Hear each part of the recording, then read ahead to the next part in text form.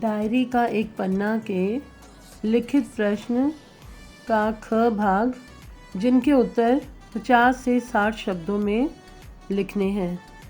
इसके अंतर्गत पहला प्रश्न है, सुभाष बाबू के जुलूस में स्त्री समाज की क्या भूमिका थी, मतलब स्त्रियों का क्या रोल था।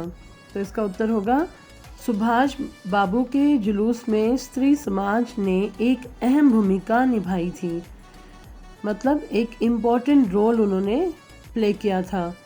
स्त्री समाज ने जगह जगह से जुलूस निकालने की तथा ठीक स्थान पर पहुंचने की तैयारी और कोशिश की थी।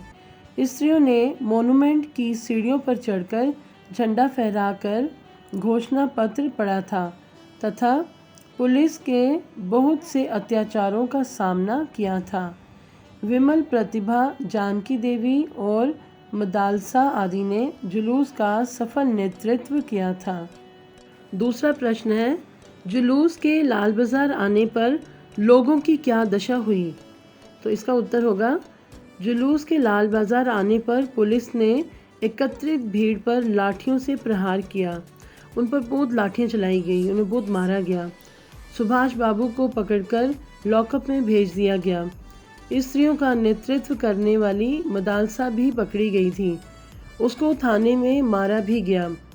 इस जुलूस में लगभग 200 व्यक्ति घायल हुए, जिसमें से कुछ की हालत गंभीर थी।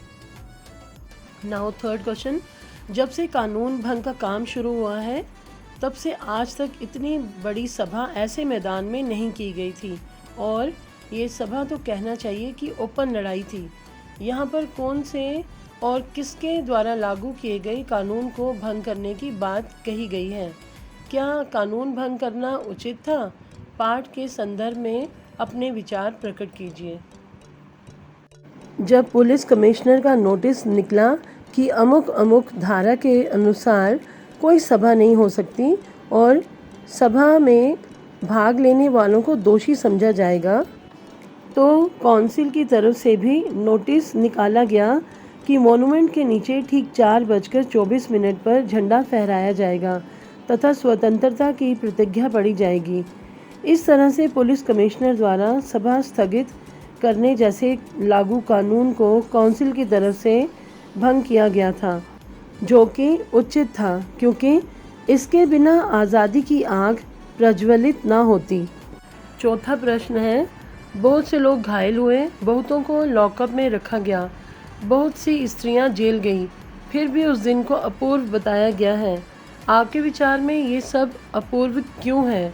अपने शब्दों में लिखिए। इसका उत्तर है, हमारे विचार में 26 जनवरी 1931 का दिन अद्भुत था, क्योंकि उस दिन कलकत्ता वासियों को अपनी देशभक्ति, एकता व साहस को सिद्ध करने का अवसर मिला था। उन्होंने देश का दूसरा स्वतंत्रता दिवस पूरे जोश और उत्साह के साथ मनाया। अंग्रेज़ प्रशासकों ने इसे उनका अपराध मानते हुए उन पर, विशेष रूप से महिला कार्यकर्ताओं पर अनेक अत्याचार किए, लेकिन पुलिस द्वारा किया गया क्रूरतापूर्ण व्यवहार भी उनके इरादों को बदल नहीं सका और ना ही उनके जोश को कम कर पाया। एकजुट होकर राष्ट्रीय झंडा फहराने और स्वतंत्रता की प्रतिज्ञा करने का जो संकल्प उन सब ने मिलकर लिया था, उसे उन्होंने यातनाएं सहकर भी उस दिन पूरा किया। इसलिए उस दिन को अपूर्व कहा गया है।